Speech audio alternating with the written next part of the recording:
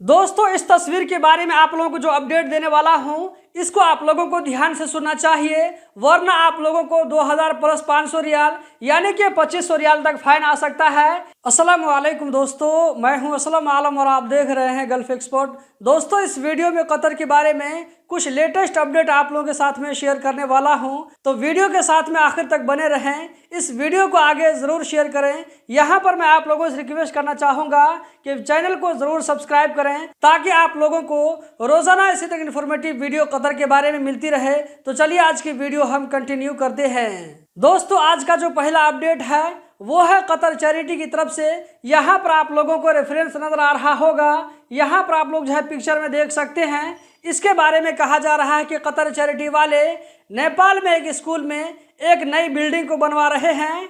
School की ये जो बिल्डिंग बनाई जा रही है, ऐसे बच्चों के लिए बनाई जा रही है जिसके माँ बाप इस दुनिया में नहीं है। जबकि इस तस्वीर में आप यहाँ पर देख सकते हैं, बहुत सारे यहाँ पर आप लोगों को बच्चे नजर आ रहे हैं। सारे बच्चों को यहाँ पर जो है कतर चैरिटी की तरफ से स्कूल में आने जाने के लिए बैग दिया गया है। इस तस्वीर को दोस्तों मैं थोड़ा और भी जूम करके आप लोगों को दिखा रहा हूँ। ये देख सकते हैं कि कतर चैरिटी की तरफ से जो बैग इन बच्चों को मिला है, तो ये बच्चे जो है कितना खुश नजर आ रहे हैं। दोस्तों, आज का जो अगला अपडेट है ये है दोहा एक्सपो 2023 के बारे में। आप लोगों को मालूम होना चाहिए कि कतर में अभी एक्सपो के नाम से जो मेला चल रहा है, जो कि 2 अक्टूबर 2023 से शुरू होकर के 28 मार्च 2024 तक चलता रहेगा। तो यहाँ पर कहा जा रहा है कि 2 अक्टूबर से लेकर के अब तक इसमें जो है 6,50,000 से ज़्यादा लोग इसमें जो है पार्टिसिपेट कर चुके हैं। ऐसे लोग जो कि बाहर से आए हुए हैं। 28 मार्च 2024 को जब ये मेला खत्म होगा, तो उस वक्त तक उम्मीद जताई जा रही है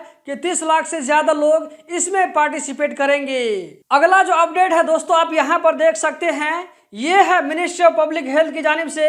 मिनिस्ट्री ऑफ पब्लिक हेल्थ की जानिब से कतर में जो है जितनी भी फूड कंपनी है, सारी कंपनी को यहाँ पर एक सिस्टम में बोला जा रहा है रजिस्ट्रेशन करवाने के लिए। तो यहाँ पर मिनिस्ट्री ऑफ पब्लिक हेल्थ की जानिब से कहा गया है कि ऐसी कंपनियों को रजिस्ट्रेशन करवाने के लिए 2 महीना की और भी मोहलत दे दी गई है। आप लोगों को मालूम होना चाहिए कि मिनिस्ट्री ऑफ पब्लिक हेल्थ की जानिब से ये जो सिस्टम लाया गया है, जिसमें कतर में जितनी भी फूड कंपनी है, सारी कंपनियों को रजिस्ट्रेशन करवाना होगा, तो ये काम कंपलसरी है। दोस्तों, यहाँ पर जो आप पिक्चर देख रहे हैं, ये जो है स्कूल बस के बारे में सजेशन दिया गया है। इसमें कहा गया है कि स्कूल बस में जो बच्चे स्कूल आते हैं और स्कूल से वापस अपने घर जाते हैं, तो कहा जा रहा है कि बस में मौजूद होने के दौरान इन लोगों को जो बस की जो खिड़की होती है उसके साथ इन लोगों को नहीं खेलना चाहिए।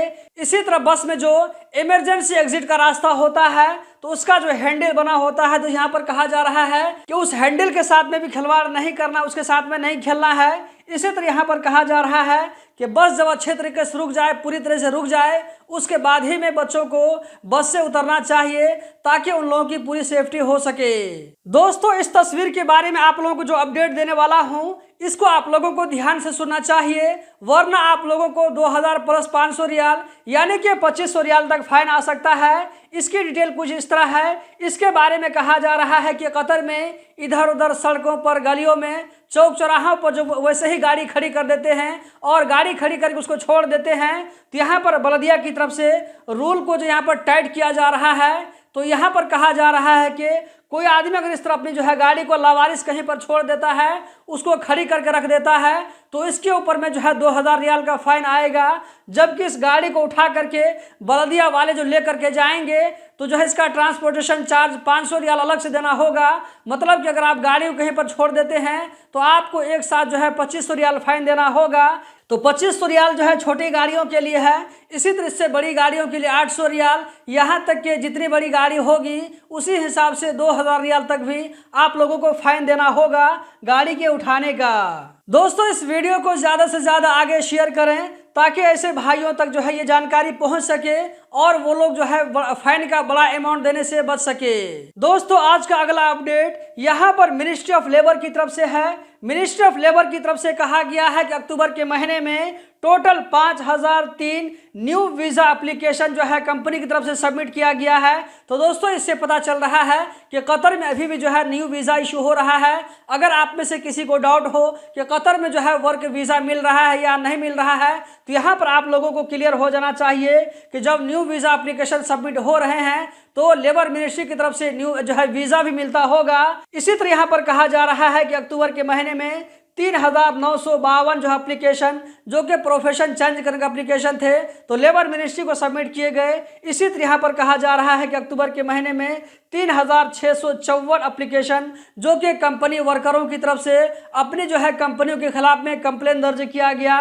इसमें से जो है 585 एप्लीकेशन को जो यहाँ पर सॉल्व कर लिया गया, 585 जो है कंप्लेन को सॉल्व कर लिया गया और 262 जो है कंप्लेन को आगे रेफर कर दिया गया कोर्ट की तरफ। दोस्तों आज का जो लास्ट अपडेट है आप यहाँ पर देख सकते हैं, ये जो है दोखान का बीच है जहाँ पर कहा जा रहा है कि रैयान के वहाँ पर नौजवान जो वहाँ पर बीच को सफाई करने का कैंपेन चला रहे हैं। दोस्तों इस वीडियो में इतना ही, हम जल्द ही मिलते हैं किसी नई वीडियो में। इस वीडियो का आप लोग आगे जरूर शेयर करें। वीडियो देखने का बहुत बहुत शुक्रिया।